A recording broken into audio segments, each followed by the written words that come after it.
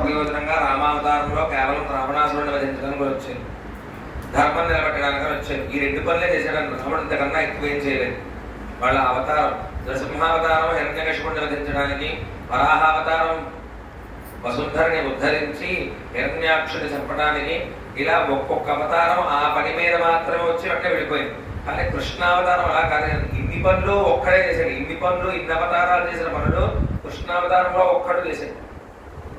ధర్మాన్ని ఉద్ధరించాడు. ఎంతో మంది రాక్షసుల్ని రకరకాల లీల ప్రక్రియను రకరకాలైనటువంటి లీలలతో ఆయన ఎంతో మంది రాక్షసుల్ని వధించాడు.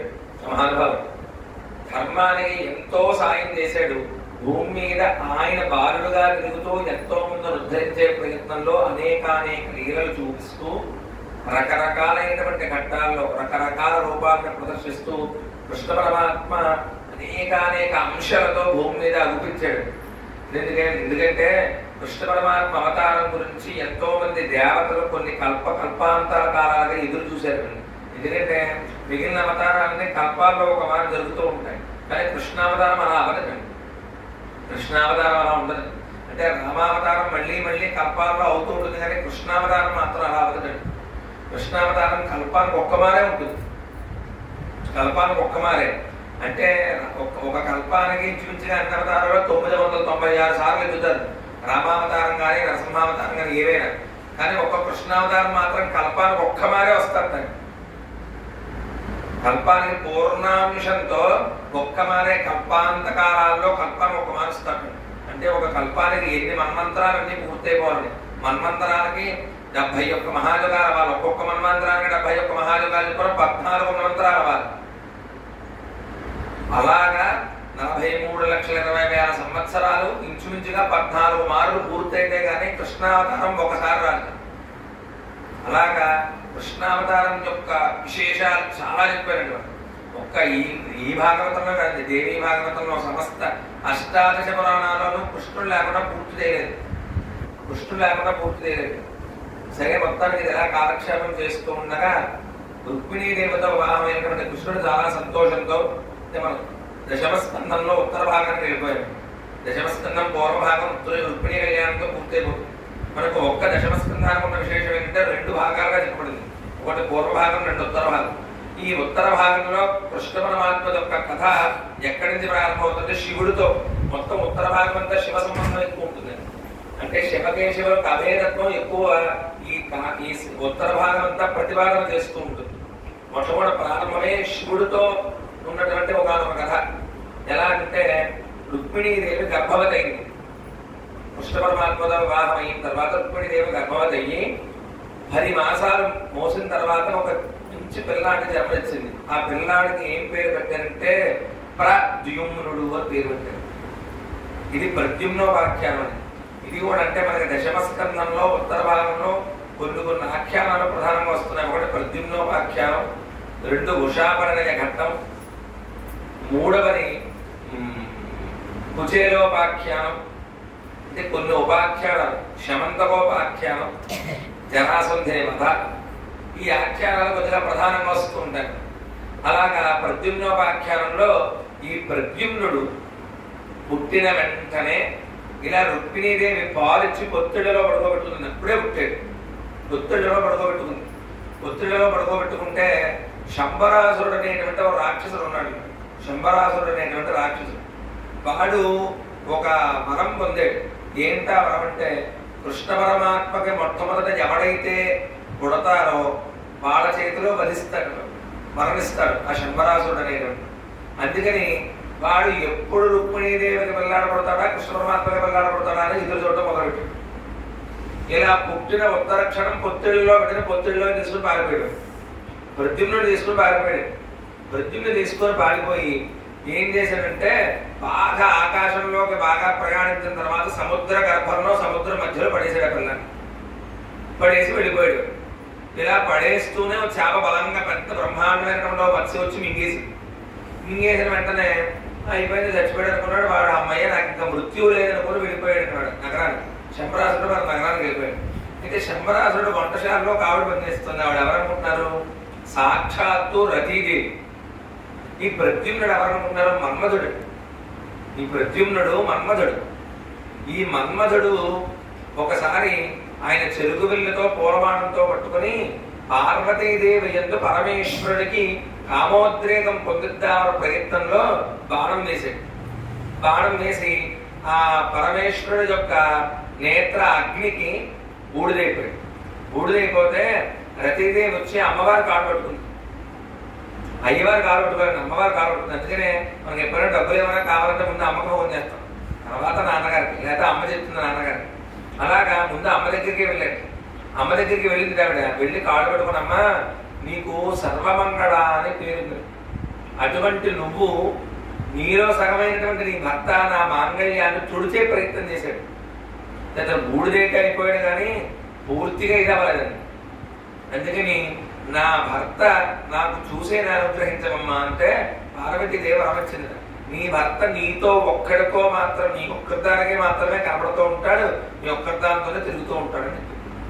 అయితే అలా కాదమ్మా, సశరీరంగా నా భర్తను నన్ను సేవ చేసుకోవాలి, నాకు కోరికగా ఉంది, నాకు సేవ చేసుకోవాలి, అటువంటి వరాన్ని ఏదైనా ప్రసాదించమంటే కల్పాంతకాలంలో శ్రీ మహావిష్ణువు పూర్ణాంశతో కృష్ణ పరమాత్మగా భూమి మీద పడతాడు. ఆయనకి పెద్ద కొడుకు నీ భర్త పడతాడు ప్రద్యుమ్నుడిగా. నీ భర్త యొక్క అంశ అలా పుడుతుంది. పుట్టినప్పుడు వెళ్ళి ఆయన వివాహం చేసుకొని సేవ చేసుకోమని చెప్పాడు. సేవ చేసుకోమని చెప్తే సరే అలాగే ఈవిడ ముందుగానే వెళ్ళిపోయింది. ముందుగానే భూమి మీదకి వెళ్ళిపోయి ఈ శంబరాసురుడు ఇలా పడేది అంతా ముందు ఆవిడ దేవతా స్త్రీ గారిని అంతా తెలుసు కార్యవేత్త.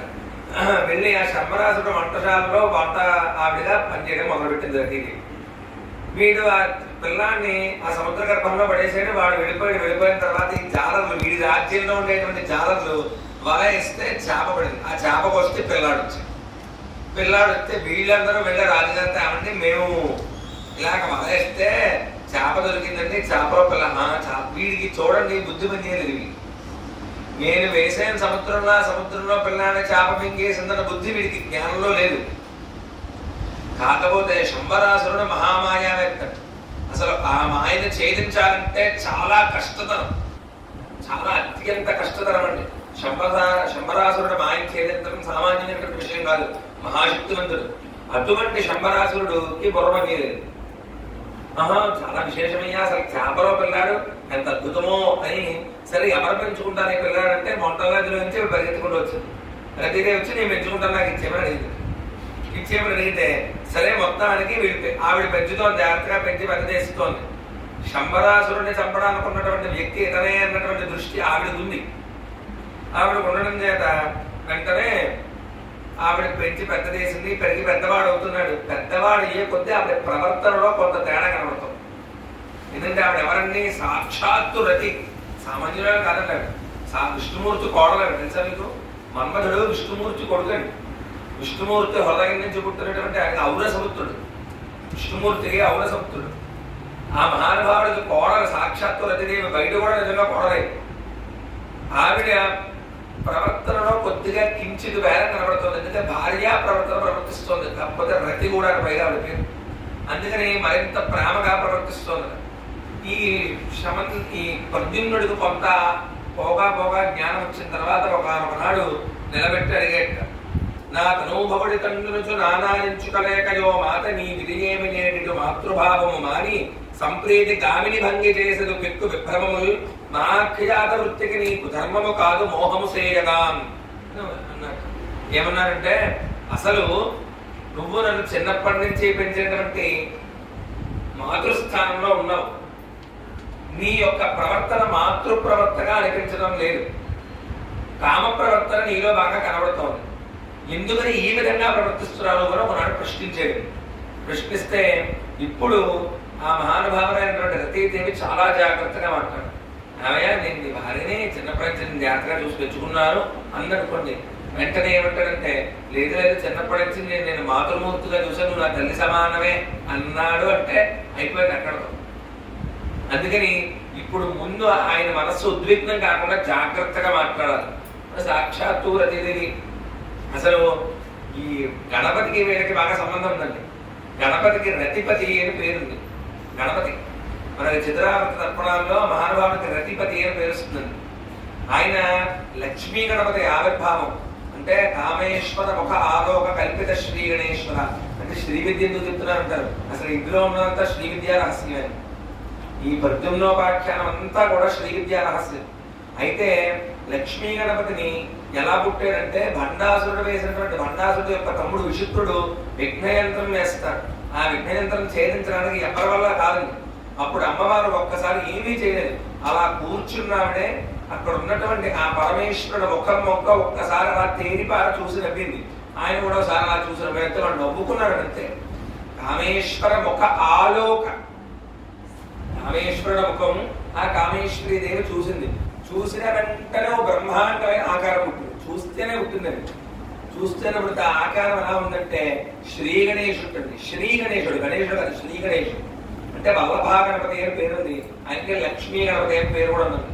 లక్ష్మీ గణపతి అంటే విష్ణుమూర్తి భార్య కనుక ఈయనకి ఎలా భార్య.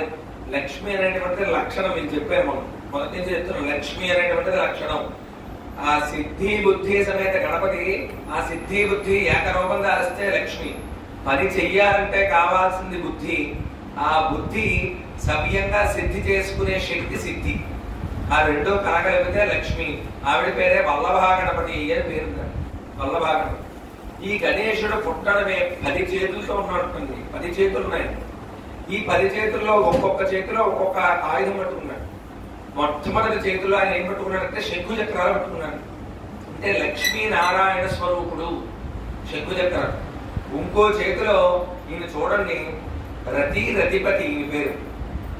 తర్పణాల్లో వస్తుంది శ్రీం హ్రీం క్లీం సౌహ రతింతర్పణామి రతింతర్పణామి, తర్వాత రతిపతింతర్పణామి అని వస్తుంది గణపతి. తర్వాత ఈ 2 చేతులతో ఏం పట్టుకున్నాడంటే చెరుకు విల్లు పూల బాణం పట్టుకున్నాడు. అంటే రతి మన్మథుల స్వరూపం. గణపతి మహా అందగాడండి, మహా సౌందర్యవేత్త. ఆయన పట్టుకున్నట్ట చెరుకు విల్లు పూల బాణం పట్టుకున్నట్టు. ఇంకో చేతితో ఏం పట్టుకున్నాడంటే వరికంకో నాగలి పట్టుకున్నట్టండి. వరికంకో నాగలి భూవరాహ స్వరూపం, భూవరాహ స్వరూపం. ఇంకో చేతితో అంకుశము శూలము అంటే పార్వతీ పరమేశ్వర స్వరూపం. అప్పుడు తర్వాత ఆయన దగ్గరగా ఉన్నటువంటి చేతులతో ఒక చేతితో ఆ వల్లభాదేవి యొక్క పై భాగం పైనుంచి చేతితో దంతం పట్టుకున్నట్ట. ఇంకో చేతితో ఏం పట్టుకున్నాడండి బీజాపూర ఫలం పట్టుకున్నాడు. బీజాపూర ఫలేక్ష కార్ముకరస చక్రాబ్జ పాశోత్పర వ్రీహ్యగ్ర స్పవిశాన రత్న కలశ ప్రోద్యుత్కరాం భోర్వః.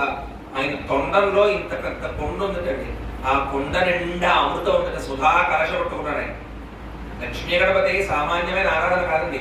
లక్ష్మీ గణపతి మోక్ష విద్య. గణపతి సుబ్రహ్మణ్యేశ్వరుడు అమ్మవారి 3 మోక్ష విద్యగా చెప్పారు. ఇంకా విశిష్టాద్వైత దేవతలో హరిగ్రీవుడు నరసింహస్వామి వారు వీళ్ళు మోక్ష విద్యని ప్రతిపాదన చేసేటువంటి వారు. ఈ కృష్ణ పరమాత్మ యొక్క విద్య అంతా కూడా పరా అపర విద్య అండి. పరాపర విద్య, అపరా విద్య అని చెప్పచ్చు. మరి పరిపూర్ణమైనటువంటి అవధూత సంప్రదాయం కృష్ణ పరమాత్మ, శుద్ధ అవధూత సంప్రదాయం. ఈయనకి తెలియదంటే పాపం రుక్మిణీదేవి విపరీతంగా బాధపడింది అన్నేళ్లు. పాపం ప్రద్యుమ్నుడు పెరిగి పెద్దవాడైపోయింది లోపు అని రుక్మిణీదేవి ఎంత బాధపడుతోంది. ఈ రుక్మిణీదేవి కృష్ణుడి దగ్గరికి వెళ్ళి అవన్నీ మన కొడుకుని ఓ రాక్షసుడు ఎత్తుకెళ్ళిపోయాడు. వాడు ఏం చేసేసాడో నా కొడుకుని తెలియటం లేదు. ఎక్కడున్నాడో నా కొడుకుని బాధపడుతుంటే తెలియటండి. కృష్ణ పరమాత్మకి ఎక్కడున్నాడో తెలియదే, పరిపూర్ణంగా తెలుసు. కానీ అయ్యో సరే వెతికిస్తాను అని పెట్టండి కృష్ణ పరమాత్మ. ఎందుకంటే అక్కడ శంబరాసురుడు అనేటువంటి ఒకనొక రాక్షసుడి వధ జరగాలి. శంబరాసురుడు అనేటువంటి రాక్షస వధ జరిగితే అప్పుడు లోకానికి కొత్త ప్రశాంతత. అంటే ఎప్పుడు కూడా కృష్ణుడు మాట చెప్తాడండి, అర్జునుడు ఒక మాట చెప్తాడు. ఘటోత్కచుడు భారత యుద్ధంలో శక్తి అనేటువంటి అస్త్రం కర్ణుడు ఇంద్రుడి ద్వారా సంపాదిస్తాడని. శక్తి అనేటువంటి అస్త్రాన్ని, ఈ అస్త్రాన్ని ఎలాగైనా అర్జునుడి మీద కాకుండా వేరే వాళ్ళ మీద వేయించాలని కృష్ణ పరమాత్మ ప్లాన్. అందుకని ఘటోత్కచుడిని బాగా ప్రేరేపణ చేసి నువ్వు కర్ణుడి మీదకి వెళ్ళి నీకు వస్తుంది. కర్ణుడి మీదకి వెళ్ళి విజృంభిస్తాడని ఘటోత్కచుడు. ఈ శక్తిని అస్త్రం వేసి ఘటోత్కచుడిని చంపేస్తాడు. ఘటోత్కచుడు చచ్చిపోతాడు. ఘటోత్కచుడు చనిపోయిన వెంటనే కృష్ణపరమాత్మ ఆహా ఓహో అని ఆనందంగా నృత్యం చేశాడు. అందరికీ మర్చిపోయిందండి. భీముడు కొడుకు తనవాడు పైగా. అదేంటి బావా మనవాడు చనిపోతే ఆహా ఓహో అని ఆనందపడతావేంటి, చప్పట్లు కొడతావేంటి అని అడిగేటండి అర్జునుడు. అడిగితే కృష్ణ పరమాత్మ చెప్పేట, అర్జున ఇవాటికి నా ధర్మం నీకు ఇంకా అర్థం కాలేదయ్యా. ఘటోత్కచుడు మనవాడైనంత మాత్రం చేత వాడు మానవుడు కాదు, రాక్షసుడు. ఎన్నో ధర్మకార్యాలు యజ్ఞయాగాన్ని క్రతువుల్ని భ్రష్టు పట్టించాడు, ధ్వంసం చేశాడు. ఎంత మనవాడైనా మనకి ఇక్కడ దాకా ఉపయోగపడతాడని మాత్రమే మన అట్టే పెట్టిన, లేదా ఏనాడో చెప్పేవాడు. ఒకటి గుర్తుపెట్టుకోవాల్సిన, ధర్మానికి అడ్డంగా ఉంటే నిన్ను కూడా చంపేస్తానని చెప్పి నిర్మోహమాటంగా. ధర్మానికి కనుక ఇబ్బంది పెడితే ఎవరినైనా నిర్జింపజేస్తారు, వాడు వీడనేం లేదు, ఎవరినైనా నిర్జింపజేస్తారు. అంతెందుకంటే కలిధర్మం పెరగడానికని తనను తాను అర్పించి ఉన్నాడు ఈశ్వరుడు. గుర్తుపెట్టుకోండి, కలిధర్మం బాగా పెరగాలి. కలిధర్మం జరిగితే కానీ కలియుగం ఆ యుగధర్మం యుగంది. ధర్మం దాని ప్రకారంగా వెళ్ళాలి, దానికి ఎప్పుడూ అడ్డు వెళ్ళకూడదు, తానైనా అడ్డు వెళ్ళకూడదు. అందుకని ఏం చేశాడు కృష్ణ పరమాత్మ? వెంటనే శరీరాన్ని విడిచిపెట్టేశాడు. ముహూర్తం చూసుకొని మరి విడిచిపెట్టాడు శరీరాన్ని విడిచిపెట్టేశాడు. మానవ మాత్రుడు ఆయన. పుట్టడం పరమాత్మగా పుట్టాడు 4 చేతులతో. కానీ నవమాసాలు ఉండి ఒక తల్లి కడుపులో మామూలు బిడ్డ రాబోతున్నా పుట్టాడు. పరిపూర్ణ పరబ్రహ్మం అలా పుట్టి, పరిపూర్ణ పరబ్రహ్మ మామూలుగా ఉండేటువంటి మానవ మాత్రుడు ఎలా శరీరం విడిచిపెడతాడో అలాగే విడిచిపెట్టి వెళ్ళిపోయాడు. ఎంత ఆశ్చర్యం ఉంది. అంత రామచంద్రమూర్తి కూడా అలా వెళ్ళలేదు. రామచంద్రమూర్తి అందరూ చూస్తుండగా సరయూ నదిలోకి దిగి నడుచుకుంటూ వెళ్ళి స్వర్గాధిలోకానికి వెళ్ళిపోయాడు. కానీ ఒక్క కృష్ణ పరమాత్మ ఎందుకు అలా చేశాడంటే, చెప్పాను కదండి, సంపూర్ణ అవధూత సంప్రదాయం, అవధూత సంపత్తి అయింది. ఆయన స్పష్టంగా చెప్పాడు, నేను నడిచినటువంటి ధర్మము నడవటం దుర్లభము. నేను నడిచినట్టు, నేను చెప్పినది ధర్మం పాటించగలగాలి, కానీ నేను నడిచిన ధర్మం ఎప్పుడూ పాటించలేదు, ఎప్పుడూ రాముడు నడిచినట్టు నడవగలమండి మనం. రాముడు ధర్మ మార్గంలో నడిచిన కృష్ణ పరమాత్మ ధర్మాన్ని పట్టుకొని అధర్మానికి ఎదురు నడిచాడు. ధర్మాన్ని నిలబెట్టడానికని ఎన్నో ప్రయత్నాలు చేసి ఆయన అసలు మహానుభావుడు రాత్రులు పడుకునేవాడు కాలేదు. తెలుసా నేను? ఆఖరణ భారత యుద్ధం అంతా అయిపోయిన తర్వాత ఆఖరణ చెప్తారు, కృష్ణ పరమాత్మ కురుక్షేత్ర యుద్ధం జరుగుతున్న 18 రోజులు కూడా అర్ధరాత్రి తెల్లవారులు తపస్సులో ఉండేవాటండి. కృష్ణ పరమాత్మ మంచం దిగి అందరూ పడుకునేదాకా ఆయన పడుకున్నట్టు ఉండేవాట. అందరూ పడుకున్న తర్వాత ఆ మంచం నుంచి దిగి అలా తపస్సులో కూర్చునేవాటండి కృష్ణ పరమాత్మ. అటువంటి ఆయన మర్నాడు అసలు అర్జునుడికి ఉత్తే ప్రతిజ్ఞలు చేస్తుంటాడు. ఉట్టినే ప్రతిజ్ఞలు చేస్తాడు. రేపు పొద్దున్న, రేపు సూర్యాస్తమైన లోపు నేను వీడిని చంపేస్తానని ప్రతిజ్ఞ చేశాడు. వాడిని కాపాడడానికని చేసినటువంటి ప్రయత్నాలన్నీ ఏంటంటే ప్రతిజ్ఞ భంగం ఏంటంటే అర్జునుడు యుద్ధం విడిచి గాంధీవం విడిచి వెళ్ళిపోతాడు. కృష్ణ పరమాత్మ ఎంత పని చేసేవారు అర్జునుడు. ఆ రోజు రాత్రి తపస్సులో తనతో పాటు అర్జునుడిని కూర్చోబెట్టి ఆ తపస్సు మధ్యలో ఉండగా చెయ్యి పట్టుకొని తిన్నగా కైలాసాన్ని తీసుకెళ్ళిపెట్టు. ఉత్తరక్షణం కైలాసంలో ఉన్నారు. కైలాసం దగ్గర ఉన్న మానస సరోవరంలో స్నానం చేసి శివుడికి స్తోత్రం చేస్తే ఆ శివుడు వెంటనే తన హృదయం నుంచి గాంధీవం తీసి పాశుపదాస్త్రం తీసి అర్జునుడికి ఇచ్చింది. అది పట్టుకొని ఇక్కడికి వచ్చి ఇలా నిద్రలో చేస్తే నిజంగా చేతిలో పాశుపదాస్త్రం గాంధీవం ఉన్నాయి. వెంటనే దాంతో వెళ్ళి ఆ మర్నాడు కృష్ణుడు తన సుదర్శన చక్రంతో సూర్యుడు గడ్డం రాక సూర్యాస్తం అయిపోయినప్పుడు పైకి తెచ్చాడు. వెంటనే చక్రం పక్కన ఉన్న అర్జున బాణం వేశారని వాడు చచ్చిపోయాడు. అలాగా సామాన్యమైనటువంటి లీలలు కాదండి కృష్ణ పరమాత్మ చేసింది. ఇక్కడ శంబరాసురుడు చావడం ముఖ్యం. అందుకని ఇక్కడ రుక్మిణీదేవి ఎంత బాధపడుతున్నా, ఎన్నేళ్ళు వెతకమన్నా ఇదిగో వెతుకుతున్నాడు కానీ కృష్ణ పరమాత్మ ఎక్కడున్నాడనేది చెప్పడం లేదు. చెప్పకపోయేసరికి మొత్తానికి కొన్నాళ్ళు గడిచింది. ఈయన ప్రశ్న వేశాడు, అసలు ఈ ఎందు నాకు కామం కనపడుతోంది కానీ మాతృభావన కనపడుతుందని ప్రద్యుమ్నుడు అడిగితే అప్పుడు అన్నట్టండి. అప్పుడు ఆవిడ చాలా జాగ్రత్తగా మాట్లాడుతోంది. ఏం మాట్లాడుతుందంటే, ముందు చూడండి, దీన్ని నేను చిన్నప్పటి నుంచి వించానంటే మాతృభావన వచ్చేస్తుంది అంటాడేమోనని. అప్పుడు ఎంత జాగ్రత్తగా మాట్లాడుతున్నాడు. ఒక్కసారి మనసులో పార్వతీదేవికి నమస్కారం చేసుకుని మాట్లాడుతూ నీ తల్లి రుక్మిణి నిన్ను పోగొట్టుకొని ఎంతో బాధపడుతోంది. ఫస్ట్ వెంటనే ఇతర మనసు ఎక్కడికి వెళ్ళిపోతుందండి? తల్లి మీదకి వెళ్ళిపోతుంది. అప్పుడు ఈవిడ ఎందు మాతృభావనకి చూడడు. అప్పుడు వెంటనే ఫస్ట్ ఈ మాట చెప్పి, నీ తల్లి రుక్మిణి నిన్ను పోగొట్టుకొని ఎంతో దుఃఖపడుతోంది. నిన్ను పొత్తేళ్లలో ఉండగా ఈ శంబరాసురుడు తీసుకొచ్చి నిన్ను సముద్రంలో పడేస్తే నువ్వెవడవో తెలుసా? సాక్షాత్తు మన్మథుడి యొక్క అంశని. నిన్ను కాపాడుకోవడానికని ఏనాడు నుండో భూమి మీదకి వచ్చి ఎదురు చూస్తున్నారు వీడి దగ్గర. వీడు నిన్ను పడేస్తాడని తెలిసి వీడి దగ్గరికి నువ్వు ఒక మత్స్య గర్భంలో నుంచి బయటకు వచ్చి వీడి దగ్గరికి రాగా నిన్ను తీసుకుని వచ్చి నా దగ్గర పెట్టి ఎటువంటి ప్రమాదం లేకుండా పెంచి నువ్వు నా భర్త నిన్ను పెంచుకున్నాను నేను అన్న. వెంటనే ఆవిడ ఎందు భార్యాభావం అప్పుడు పుట్టింది. లేకపోతే వెంటనే నువ్వు నా తల్లి సమానరాది చిన్నప్పటి నుంచి పెంచేమంటారే ఎంత భయపడిందో ఆవిడ. అందుకనే ఒక మాట మాట్లాడేటప్పుడు చాలా జాగ్రత్తగా ఆలోచించి అవతలవాడు వెంటనే ఉపశమనం పొందేలా మాట్లాడాలి. అలా మాట్లాడి మాట్లాడిన తర్వాత చాలా సంతోషం. అయితే వెంటనే శంబరాసురుడిని చంపేస్తాము అని బయలుదేరాడు. కష్టమయ్యా, శంబరాసురుణ్ణి చంపడం అంటే వాడు మహా మాయావేత్త. ఆ మాయని ఛేదించడం సామాన్యమైనటువంటి విషయం కాదు. అందుకని నువ్వు ముందు మహామాయ కన్నా పైనున్నటువంటి యోగమాయని ఉపాసన చేస్తే గాని నీకు ఆ శంబరాసురుడు యొక్క మాయలు ఛేదించేటువంటి లక్షణం రాదు అని చెప్పింది. సరే అని ఇప్పుడు ఏం చెప్పారు? రతీదేవి సాక్షాత్తు శ్రీ విద్య ఉపాసకురాలన్నారు. అసలు శ్రీ విద్యోపాసన అంటే మనకి శ్రీ విద్య రెండు రకాలు ఉంటుందండి. ఒకటి హాది విద్య, రెండవది ఖాది విద్య అని రెండు విద్యలు ఉంది శ్రీ విద్య. ఇందులో హాది విద్య కేవలం దేవతలు మాత్రం చేశారు. ఎవరమంటే అగస్త్య మహర్షి, వరుణుడు, ఆ తర్వాత మన్మధుడు, విష్ణుమూర్తి, ఇలాగ కొంతమంది 10 మంది ప్రత్యేకంగా విశ్వామిత్రుడు, వీళ్ళు మాత్రమే చేశారంటే హాది విద్యాలు. దక్షిణామూర్తి, పరమేశ్వరుడు, వీళ్ళు చేసేటువంటి 10 మంది చేశారంతే. ఈ హాది విద్య కూడా అందరికీ చేసేటువంటి అధికారం లేదు. మన భూమి మీద చేసేటువంటి శ్రీచక్రార్చన శ్రీ విద్యోపాసన ఖాది విద్య, అది ఖాది విద్య. ఆ విద్య మన భూమి మీద బాగా ప్రతిపాదన. మీకు తెలుసో లేదు, తలుపులమ్మరావు అనే క్షేత్రం ఉందండి అన్నవరం దగ్గర, తలుపులమ్మరావు. అక్కడ హాది విద్యాపూర్వకంగా అగస్త్యుడు శ్రీచక్రార్చన చేస్తే అక్కడ ఒక్కసారిగా నిప్పురబ్బలు వచ్చి అక్కడ అమ్మవారు తనంతట తానుగా తెలిసిందండి. కాకపోతే మొట్టమొదటి నుంచి అక్కడ ఉన్నటువంటి ఆటంకులు చూడడం చేత అప్పుడు ఒక గ్రామ దేవతగానో లేదా ఇంకో శక్తి దేవతగానో ప్రకటింపబడుతోంది. కానీ అసలు అక్కడ అగస్త్యుడు హాది విద్యాపూర్వకంగా శ్రీచక్రార్చన చేశాడు. అలా చెయ్యడం చేత అక్కడ అమ్మవారు ప్రత్యక్షమైంది. ఆవిడ ఏంటంటే కొండలో ఉంటుందండి. అదే అమ్మవారు అక్కడ ఆది విద్య అక్కడలా అర్చన చేసిన వెంటనే పెద్ద పెద్ద నిప్పురొబ్బలు వచ్చి కొండ చీలిపోయి అందులో నుంచి అమ్మవారు ఉద్భవించారు. అక్కడ అగస్త్యుడు చేసేటువంటి అర్చన. సరే, మొత్తానికి ఆ ఆది విద్య అంతా కూడా మన్మధుడు ఉపదేశం చేసింది. ఎవరంటే సాక్షాత్తు రతీదేవి ఉపదేశం చేసింది. అందుకనే శ్రీ విద్యోపాసన వాళ్ళు చాలా మంది తయారైపోతున్నారమ్మా. శ్రీ విద్యోపాసన అనేది నేను ఫలానా కింద వేసుకుంటున్నారు కూడా. పుష్టిఘాట్లలో వాటిల్లో ఫలానా ఉపాసకులు, చండీ ఉపాసకులు, గణపతి ఉపాసన.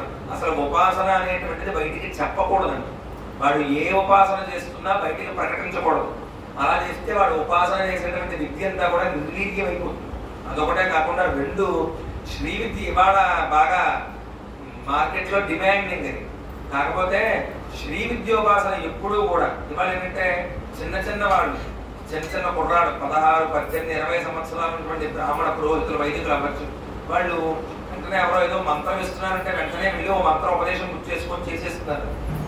ఈ మంత్రోపదేశం గుర్తు చేసుకొని ఆ మంత్రానికి సరైన పురస్కరణ కూడా చేయటం లేదు. పురస్కరణ అంటే కనీసం ఆ మంత్రానికి ఇంత నిర్దిష్టమైనటువంటి సంఖ్య అనుష్ఠానం చేయాలని ఒక నియమం ఉంది. ఒక్కొక్క మంత్రానికి అంత సంఖ్య ఉన్నది. ఆ సంఖ్య అంటే ఏదో వేలలో ఉండదండి, లక్షల్లో ఉంటుంది.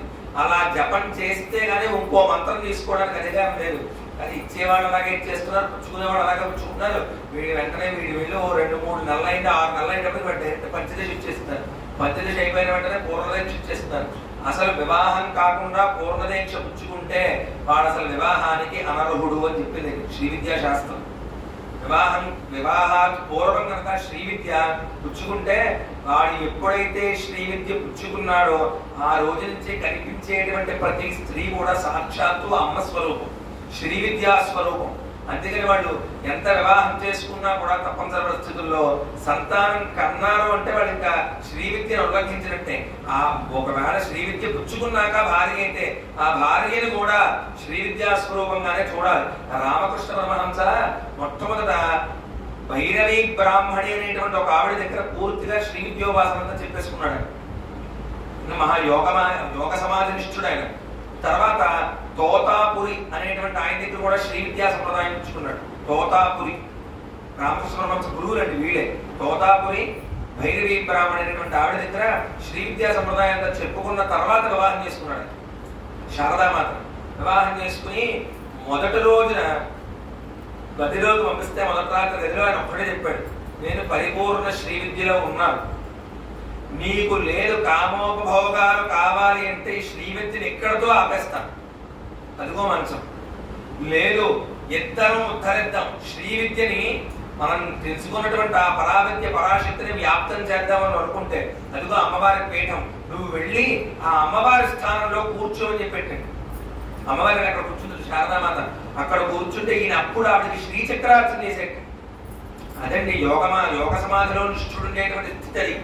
ఆయన ఆవిడకి అర్చన చేసేటండి. ఆ కాళికామ్మవారిని ఎక్కడ కూర్చోబెడతారో ఆ పీఠం మీద శారదామాత భార్యని. అంటే వివాహం అయిన తర్వాత, వివాహాలు పూర్వం శ్రీ విద్య పుచ్చుకున్నాడంటే వివాహం అయిన తర్వాత ఆవిడ మొత్తం శ్రీ విద్యాస్పృహుడే భార్య. అందుకని ఒకవేళ వివాహం అయిన తర్వాత కనుక శ్రీ విద్య పుచ్చుకుంటే భార్యకి భర్తకి కల్పిస్తారండి. అప్పుడు వాళ్ళిద్దరూ కామేశ్వరి స్వరూపాలు అవుతారు. వాళ్ళిద్దరూ కూడా కామేశ్వరి స్వరూపాలు అవుతారు. అందుకని ఇద్దరికి కూడా కలిపే ఇవ్వాలి. ఇద్దరికి కలిపే బాధ్యత శ్రీ విద్య. పూర్ణదీక్ష ఎప్పుడు కూడా శ్రీ విద్య. అందుకని ఈ రతీదేవి శ్రీ విద్యా సంప్రదాయాన్ని భార్యకి భర్తకి కలిపి పొందారని అమ్మవారి దగ్గర నుంచే తిన్నగా పొందారు. అమ్మవారి దగ్గర నుంచే తిన్నగా పొందినటువంటి వాళ్ళు ఆ శ్రీ విద్య అమ్మవారి చేతికిచ్చింది. ఈవిడ ప్రత్యక్షంగా గురువు కింద ఉండి అమ్మవారి చేత సంప్రదాయం అంతా ప్రద్యుమ్నుడికి చూపిస్తే ఆయన ఎంతో యోగమాయా ఉపాసన మహా శ్రీ విద్యోపాసన చేశాడు. చేసి ఆ యోగమాయా శక్తి చేత శంబరాసురుడితో యుద్ధానికి వెళ్ళి ఆ మహామాయలన్నీ కూడా ఛేదించి శంబరాసురుడిని వధించి ఉత్తర క్షణం భార్యతో సహితంగా ద్వారకా నగరానికి బయలుదేరి. ద్వారకా నగరానికి బయలుదేరి వీళ్ళిద్దరు ఆకాశ మార్గంలో వచ్చేస్తున్నారండి. ఆకాశ మార్గంలో వచ్చేసి తిన్నగా రుక్మిణీదేవి యొక్క అంతఃపురం ప్రధాన భాగంలో దిగిపోయారు. వీళ్ళు ఆకాశం వెళ్తున్నారు. దిగి నడుచుకుంటూ వచ్చేస్తున్నారు. అక్కడ ఉన్నటువంటి వాళ్ళందరూ కూడా అక్కడ చెలికత్తలు ఉంటారు, పనివాడు వీడు వందలాది మంది ఉన్నారు. ఈయన ఎవరో నడుచుకొచ్చేస్తున్నారు. ఇంకో అమ్మాయి కూడా ఉంది పక్కన. ఈ అచ్చం శ్రీకృష్ణులా ఉన్నట్టండి. అంతే ఎత్తు, అదే అందం, అటువంటి భుజాలతో, అంతే శరీర సౌష్ఠవంతో, చక్కగా తీర్చిదిద్దినటువంటి శరీరంతో బయలుదేరి నడుచుకుంటూ వచ్చేస్తున్నట్టు. అచ్చం శ్రీకృష్ణులా ఉన్నాడు. బాబు ఎవరో అమ్మాయిని కూడా పట్టుకొచ్చాడు. రుక్మిణీదేవి ఏముంటుందో తెలియదు. వీళ్ళు అసలు ఒక పని చేయాలనుకుంటారు. వీళ్ళు మనస్సులో ఒకళ్ళు చెవులు ఇలాగా గొడుక్కుంటున్నారండి. గుసగుసలు ఆడుకుంటూ ఉంటే సరే చూస్తున్నారు నడుచుకుంటూ వస్తున్నారు. కానీ దగ్గరకు వచ్చిన తర్వాత అర్థమైంది శ్రీకృష్ణుడికి ఈయనకి తేడా కనబడుతున్నాయి అనుకుంటూ సరే అనుకుంటుంటే ఈ లోపు రుక్మిణీదేవి చరిత్రలతో బయటకు వచ్చి చూసిన వెంటనే రుక్మిణీదేవికి ఏమనిపించిందంటే కొడుకుడు నా పొదిగిటిలో చెడిపోజిన నాటి నుండి చెలిగా తెలియం బడదేవార్తజనుతడే పదకొన నెచ్చోట నిలిచి వర్తించడను. అసలు నా కొడుకుని పొత్తిళ్లలో పట్టుకెళ్ళిపోయానండి. ఇప్పుడే చూసింది, ఒక్కసారి చూసినారు. కానీ ఇతన్ని చూస్తే అచ్చం నా పుత్రుణ్ణి చూసినట్టే ఉంది. ఇతన్ని చూస్తుంటే నా పాలిండు పొంగి పాలు తనంతట తానుగా బయటకు వస్తున్నాయి. పుత్రవాత్సల్యం కలుగుతోంది. కానీ కళ్ళమ్మట నీళ్లు కూడా వస్తున్నాయి కదా. రుక్మిణీదేవి చూడగానే కొడుకు అని గుర్తుపట్టింది. కానీ ఎంత కొడుకైనా అది నిర్ధారణ కాకుండా వెళ్ళి ముట్టుకోలేదు. పరపురుషుడు నిర్ధారణ కాకుండా ఆవిడ తటపాట ఇంటి చూస్తోంది. ఈ లోపు కృష్ణ పరమాత్మ వచ్చేటండి. వచ్చి కృష్ణ పరమాత్మకి తెలుసు సాక్షాత్తు వచ్చిన వాడు ప్రద్యుమ్నుడని. మన్మధుడు పక్కన రతీదేవి అంతా తెలుసు. కృష్ణ పరమాత్మ రాగానే రతీదేవి నమస్కారం చేసేంత ప్రద్యుమ్నుడు ఇలా చూస్తున్నట్టండి. ప్రద్యుమ్నుడు చూస్తుంటే అలాగా తనయుడిని నొడబదలచును తనయుడుగాకున్న మిగులు దతికొని సభతులు తను నగయేరని తలచు తన అతంశ సంశయ మీద కొనగా తను మధ్యమది. కృష్ణ పరమాత్మ మధ్యలో కూడా తన కొడుకు అని మధ్యలో ఏమిటండి ఆయన ప్రత్యక్ష పరమస్పృహుడు వచ్చినవాడు కొడుకు అని తెలియదండి. తెలుసు. తెలిస్తే అసలు పక్కన ఉన్నటువంటి వాళ్ళు ఏమైనా అనుకుంటారేమో అని రుక్మిణీదేవి ఆగుతుంటే కృష్ణ పరమాత్మ మాత్రం బయలుదేరి నడుచుకుంటూ వచ్చి ఇలా చుట్టూ తిరుగుతున్నట్టండి. మా ప్రద్యుమ్నుడు చుట్టూ తిరుగుతూ ఎవడన్నా వచ్చున్నా అలాగే ఉన్నామన్నట్టుగా కింద నుంచి పైకి ఒకసారి చూస్తున్నట్ట. ఇలా కనుబొమ్మ ఎగరేస్తున్నట్ట. ఇలా చూసి నవ్వుతున్నట్ట. ఎవరు నువ్వన్నట్టుగా కృష్ణ పరమాత్మ చూస్తుంటే ఈ లోపు రానే వచ్చాడండి మహానుభావుడు. ఎవరు రావాలో నారాయణ దామోదర నీరజల నేత్ర చక్రి నిఖిలేశ గదాధారణ గోవింద నమస్కారము యదుపుత్ర నిత్య కళ్యాణ నిధి అనుకుంటే ఈ నామాలతో నారదుడు గిట్టండి. దిగి రుక్మిణీదేవి దగ్గరికి వెళ్ళి అమ్మ అచ్చం కృష్ణుడు చూసినట్టే ఉన్నదంటే అవునయ్యా అచ్చం కృష్ణుని ఇంకెవరో కాదమ్మా నీ పొత్తిడిలో పోయినటువంటి కొడుకు రాబోయే కాలంలో చూడు కోడలతో కలిసి నడుచుకుంటూ వచ్చేసాడు. నీకు పెళ్లి బాధ కూడా లేదు. తినగా కోడలు కూడా తీసుకొచ్చాడు. సాక్షాత్తు నీ పుత్రుడేనమ్మా అని చెప్పేటండి. చెప్పగానే పరిగెత్తుకుంటూ వెళ్ళి గాఢాలింగనం చేసుకున్నాడు రుక్మిణీదేవి. ఇన్నాళ్ళకి నా పుత్రుడు వచ్చాడని ఎంతో సంతోషంతోనో కృష్ణుడు పుట్టినప్పుడు నందవ్రజంలో ఎంత ఉత్సవాలు అయితే చేసుకున్నారో అన్ని ఉత్సవాలు చేసుకున్నారు. అన్ని ఉత్సవాలు చేసుకుని ఆ మహానుభావుడు కృష్ణ పరమాత్మ దగ్గరికి తీసుకుని చెయ్యి వేసి అప్పుడు ఆ రతీదేవి ఇద్దరు కూడా ఒక్కసారిగా అత్తమామగారులకి ఇద్దరికి నమస్కారం చేసింది. రతీదేవి మన ప్రద్యుమ్నుడు కూడా నమస్కారం చేశారు. చాలా సంతోషంగా వాళ్ళకి ఆశీర్వదించి వాళ్ళకి విశేషమైనటువంటి సౌధం కట్టించేటండి కృష్ణ పరమాత్మ. ప్రద్యుమ్నుడికి రతీదేవి ఉండడానికి విశేషమైనటువంటి సౌధం కట్టిస్తే ఆ సౌధంలోకి వాళ్ళు గృహప్రవేశం చేసి చాలా సంతోషంగా ఉంటున్నారట. ఇలా ఉంటూ ఉన్న కాలంలో మొత్తానికి ఈ ఆఖ్యానం విన్నటువంటి వాళ్ళకి వచ్చేటువంటి ఫలితం ఏంటంటే, ఈ ఆఖ్యానం ఎవరైతే వింటారో వాళ్ళకి పోయిన వస్తువులు ఏదైనా ఉంటే దొరుకుతుంది. అదొకటే కాదు, నష్టమైపోయినటువంటి ద్రవ్యం అంతా కూడా ప్రాప్తమవుతుంది. అంటే నష్టద్రవ్యం ఏదైనా పోగొట్టుకున్నటువంటి ద్రవ్యం, డబ్బు అవ్వచ్చు, మడులు అవ్వచ్చు, బంగారం చేరున్నా అది వెంటనే ప్రాప్తం అవుతుందని ఈ ఆఖ్యానానికి ఫలశ్రుతిగా చెప్పారు. దీని తర్వాత ఉన్నటువంటి ఆఖ్యానం శమంతకోపాఖ్యానం. చాలా మందికి శమంతకమణి కథ తెలుసు కదండి. శమంతకమణి కథ మొట్టమొదటి నుంచి నేను చెప్పక్కర్లేదు. ఎందుకంటే శమంతకమణి కథ ఇంచుమించుగా వినాయక చవితిలో ప్రతి వాడు నాకన్నా ఎక్కువ సార్లు